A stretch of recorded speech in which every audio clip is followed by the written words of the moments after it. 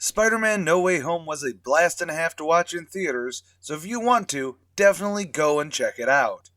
Okay, now back to comics. So, last week I covered the truly huge scale of the Amazing Spider-Man comics, and yes, I did hear some of you saying that I totally need to do a full reader's history on it. I don't disagree. So, donate to get that off the ground over at my Ko-fi. But I will admit that I had to abridge the hell out of the title history, since it has a much longer and more complicated history than my relationship with YouTube. But today's outing should be a bit smoother, in theory anyways. But before we go into the then now entitled history of Spectacular Spider-Man, I want to give a special little announcement. A near and dear Kickstarter, BIVISIBILITY, came out and it was amazing to say the least. And right now, they're holding open submissions for comic creators passionate about the LGBT community, with an emphasis on bisexuality, for a second volume. Link to the submission form is in the description of this video, as well as on my Twitter, at AJDoesItAll. I want to see some truly exceptional stuff when I back Volume 2, so check it out now and submit if you can. And with that, time for the title history of... So, Amazing Spider-Man number 1 launched in 1962, and it was a huge smash hit. To the point so that Marvel started seeing dollar signs behind a second Spider-Man title.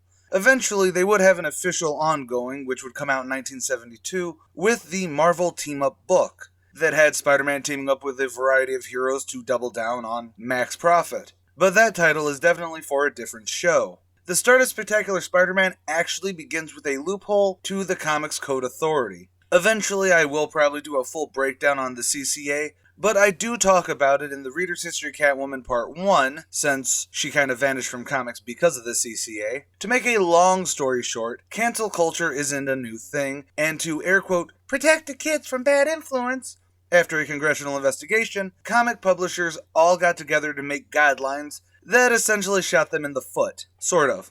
Interestingly, though, there is a correlation between the CCA's drop in comic sales and the rise in finding alternate avenues of revenue, but that is definitely a discussion for another time. However, the point is that Warren Publishing found a loophole. Black and white comics, magazine size and bound, sold for 35 cents instead of the standard 15 at the time. It would be sold and marketed alongside magazines, and not comics, and that makes the difference. This actually would lead to other publishers following suit to some extent, and even some pronoun names that everyone knows, like Epic Illustrated or Heavy Metal, and even the graphic novels that we know today all really stem from this workaround. That loophole leads us to the very first Spectacular Spider-Man, or rather, the Spectacular Spider-Man Magazine number 1, in July of 1968, and the second issue in November later that year. Both of these issues did actually sell pretty well, but there were shifts in the CCA regulations in 1970 that hilariously would actually be because of Marvel and more specifically Spider-Man. So that meant that the magazine loophole actually fell out of favor compared to just slowly moving the goalpost forward during the Bronze Age. These first spectacular stories would then be colorized and reprinted in Amazing Spider-Man. So that is then where the second ongoing for Spider-Man would come in with Marvel Team-Up, but later another Spidey-specific monthly would come about. There's actually a great quote from Jerry Conway in an issue of Back Issues that explained this. Spectacular Spider-Man was in response to the fact that I had a deal to script several ongoings for Marvel at the time. Stan wanted me back on Spider-Man in particular, but I didn't want to take Amazing Spider-Man from Len Wein, who was at the time the regular writer. So Stan saw it as an opportunity to launch a second Spider-Man title, which was something he'd always wanted to do for a while. Now, these stories focus more on the Peter Parker side of Spider-Man, hence the name originally being Peter Parker the Spectacular Spider-Man. It would expand on Peter's college life as an undergrad at Empire State University and exploring the supporting characters more. Fun fact, when Bill Mantlo was on this book, he also introduced the very first superhero of Hispanic descent, White Tiger. But that really is the major difference between Amazing and Spectacular. It was about Peter Parker. Now yes, last week I made jokes about puny Peter Parker being a whiny man-child who likes to punch walls and mope in the rain. The reason it was so comical at stages in Amazing Spider-Man is because superheroics were the primary goal, with the melodrama usually being a side effect of that rather than an instigating point. Spectacular's focus on character and story meant that when Puny Parker had his outburst of being a drama queen, you felt it so much deeper because it was and would be fleshed out more. So the first official volume of Spectacular Spider-Man ran from 1976 to 1998, with a hiccup or two along the way, particularly in 95 when the Clone Saga was in full swing, and the title would stop to make a couple issues of The Spectacular Scarlet Spider, but then reverted back to type until the end of its run. Somewhere during that time, there was an unrelated Spectacular Spider-Man Stories published by Panini Comics, who was reprinting older Spidey stories with some original materials in the UK, while Marvel kept trying to break overseas, as, well, they often did. However, it wasn't linked with any major continuity, though Wikipedia does say that it is loosely connected to the 90s cartoon, so take that with a grain of salt. The next official volume would start up in 2003 and be more of a supplemental book, with things like the Spider-Man Disassembled story, in which he transformed into a giant spider so he could be reborn into an organic web shooter having drawn younger version of himself, and it did only run for 27 issues, ending in 2005, and then the title itself would go quiet for quite a while. And that leads us 12 years later to 2017, and the official Peter Parker The Spectacular Spider-Man Volume 3 begins. Of course, before we hop into the then and now comparisons, I'd like to give a quick reminder that we do have a Ko-fi to support the channel and get your own then and now choices chosen, and please don't forget to do everything that makes the great algorithm not hate us, like comment, like, share, and subscribe. I know it's only a quick reminder, and no one likes hearing about it, but hey, it does help. So now, back to the fun parts, and let's head over to the then. Originally, this was going to be Spectacular Spider-Man Magazine number 1 as the start of the title official, but frankly, that feels like an outlier when comparing the rest of the Spectacular Spider-Man comics. It's more comparable as a graphic novel, and it was officially absorbed into Amazing Spider-Man, so that's where I'd say it lies more than on the Spectacular Spider-Man title proper. That, and I enjoy the ongoings more often than not. So, let's hop over to 1976 with Peter Parker, The Spectacular Spider-Man number 1. Written by Jerry Conway, pencils by Sal Buscema, inks by Mike Esposito, colors by Dave Hunt, and letters by Joe Rosen. It begins with Peter Parker dressed as Spider-Man, completely inconspicuously dangling above a crowd to take pictures of the Empire State University's Vice-Chancellor Lansky giving a speech. It's actually not a bad speech about education needs during a financial crisis, but that would never happen in 2021. That is only a 70s thing. But anyway, suddenly the tarantula leaps to attack the school administrator. Naturally, Spider-Man springs into action to fight the tarantula and his goons, with a little bit of a scene just to show that Mary Jane and Flash Thompson are currently dating. Even better than that, when goons start dragging Lansky to a getaway vehicle, Flash actually goes to try and help. Yeah, he does get punched in the face and knocked out, but that gesture, which isn't his first time trying to be a hero in Spidey comics, granted, is actually a fantastic character moment, and one of the best reasons why Spidey supporters have reached the tier they have over the years compared to literally anyone else's. Either way, this is only the first couple pages, so Tarantula does get Lansky and escape. Although this does lead to a classic Spidey meltdown when he doesn't even have any of the photos he took. But again, far more understandable that he broke his moneymaker here. Back at his apartment, though, we do get more of his civilian side of life, where his neighbor, Glory Grant, and him catch up while she bandages his hand. Glory Grant is one of those characters that never really reached the heights of other supporting characters, but would actually be surprisingly a mainstay for a long time. Later, she does replace Betty Brant as J. Jonah Jameson's secretary, and has kind of been by JJJ's side ever since, even being an aide when Triple J became the mayor. But today, she's decided that Peter is going to accompany her to find a 9-to-5 job, because she's still in the market. And hey, Mary Jane shows up to tag along. As they're walking down the street talking, though, Petey's spider sense goes off and he sees the limousine that Tarantula kidnapped Lansky in. So cue the standard Peter sneaking away from his friends to go to the bathroom to change into Spider-Man, complete with locking the door behind him so no one can get into the bathroom until he gets back. Tragically hilarious. What's not hilarious is that Tarantula's there because he's been hired to kill the mayor now, by an unseen man driving in the limo, and yes, that would be a plot point for later stories. Spidey shows up in a big ball of quips as usual, and there's a scuffle.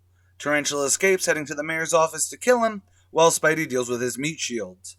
Granted, Tarantula can't get a clean kick to the mayor because Spidey gets there just in time, and naturally, they fight.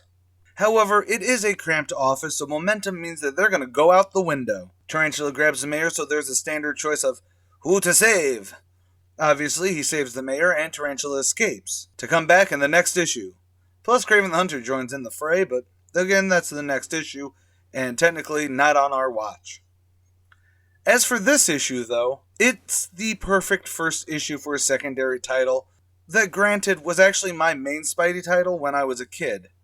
Semi-controversial here, Jerry Conway is the definitive Spider-Man writer for me, being able to mix the character moments like Glory bandaging Peter's hand or Flash trying to be a hero, alongside humor like the cutaway of the guy being locked out of the bathroom, or the Spidey quips and the reactions to them, all blending with fantastic action beats, and a world that is fundamentally New York City without feeling like every other interpretation of the city out there. That being said, does the 2017 version hold up? No spoilers, but yeah, I think so. Peter Parker, The Spectacular Spider-Man #1, 2017.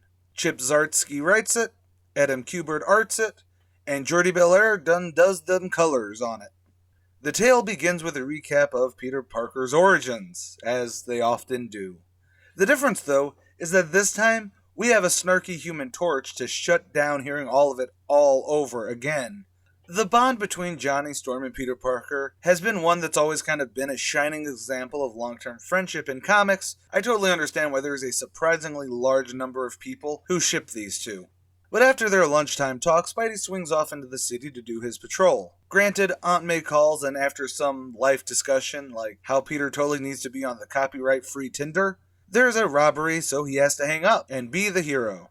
Or he would if he didn't have some premature splatting issues with his web phone. Luckily, Ant-Man was there to stop the robbery. While Ant-Man deals with that, Spidey finds a phone on the perps that's really neat because it's supposedly unhackable, but it has a different OS. You know, it's a clue, Scoob! Oh, and then the chick that he does save asks Spidey out, because he's a funny guy and all. Really funny scene. So anyway, she leaves, and to repair Ant-Man's helmet, Spidey swings him over to the Mason, a super smart dude who does tech for everyone apparently, like even Iron Man.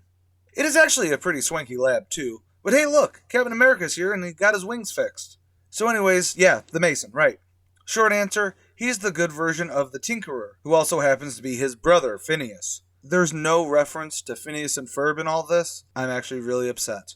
And Mason's lab assistant is Uatu Jackson, a preteen genius who knows Peter since they both work at Horizon Labs. And yes, his name is Uatu because his parents are huge Fantastic Four fans. To skip the meat of what is otherwise really fun and good, Mason fixes Spidey's web shooters, and Uatu hacks the unhackable phone. They find that the location that the phone was hacked was MIT Cambridge, and then it went to Chicago. Naturally, that means that Spider-Man has to go cash in his frequent flyer miles to go over to Chicago. He also calls Rebecca, that's the girl that gave him her number earlier, with Ant-Man around. He does agree to go out with her, but then lies by saying that he never forgets a date, while Johnny Storm is standing on his stoop waiting for him. Okay, to wrap this up quickly, Peter goes to the location and gets blasted by a knockoff Iron Man. But the more important and the more, wait what? Moment is when Teresa Parker, the alleged sister of Peter, arrives at his doorstep. Dun dun dun! Now, this comparison is unfair, honestly. Not because one is better than the other, but because the original Spectacular Spider-Man ongoing was my break into Spider-Man comics. From issue 1 up until the mid-80s, where my parents' collection ended, that was the Spider-Man that was for me. The latest, even if it was nearly 5 years ago when it came out, actually got me back into Peter Parker as Spider-Man. See, Miles has been my Spider-Man since his introduction into the Ultimate Universe, and then Gwen Stacy's Spider-Woman was my second favorite, and Peter, sadly, during the 2010s, maybe was barely in my top 3. That was until Chip came in. See, on a superficial level, I could count the overtly humorous tone as a negative, but honestly, that's where this book shines. Not the humor, though I think the Great Responsibility running gag is kind of hilarious, but it's that sort of gag that explains it all out. Chip Zdarsky has an uncanny knack for finding the feel of a character, and then pressing that to create a character depth. Like, for Daredevil, it was fairly straightforward because, Well, that's how Daredevil is. And right now, even the Devil's Reign event going on really hammers in the Kingpin. And with Spider-Man, at least in this one, he does use humor. There's other Spider books with Zdarsky on it, like Life Story, which everyone should own. I make jokes about Spidey's chattish behavior, but over the years, that overly brooding melodrama faded out to what basically the MCU aped to get their humor level. Use humor as a masking tool for the drama. Granted, this is definitely a part 1, so the drama of Teresa Parker showing up and the fallout does come later. It really does. And frankly, it's unfair, because Chip actually got me to almost absolutely just have one of those near-cry, misty-eyed moments in Spectacular Spider-Man number 310. It's still this volume, they just went to legacy numbering. I know that's later down the road, but that is still sort of the point. He gets the character, but he doesn't try and make it a bad read. So last week I brought up that Spider-Man is not a single-issue character, because since inception, he was all about the ongoing story and building on who he was to make him who he is. That's why a high schooler with a chip on his shoulder could evolve into the social butterfly that Peter was at ESU, and why a character who is renowned for his angsting into the sunset would turn that angst into an over-exaggerated humor where quips come more naturally, even if they're not good ones. Both of those actually work for me because of my adult life after being a broody teen. It's my defense mechanism. So I guess that's ultimately it. So go buy the Spectacular Spider-Man omnibuses and trades now, check out Chip's current event over at Marvel, The Devil's Reign, and also check out all of his other Spider-Man stuff. And please, if you are a creator, please check out the submissions I brought up at the very beginning of this. And hey, if you do get in, drop my name. You won't get anything special, it'll just make me feel all warm inside. And on that bombshell, that's the end of the video. If you agree, disagree, or just want to add your own 2 cents on the comics talked about, leave a comment below. While you're down there, let me know what you'd like to see on the next Then and Now, or any of the other shows we have on this channel. Like us on Facebook, follow us on Twitter, and please consider supporting us on Ko-fi. All of that is in the description below. More than anything though, thank you for watching. I'm AJ Carey, the Comic Archivist, and stay gold, Inklings.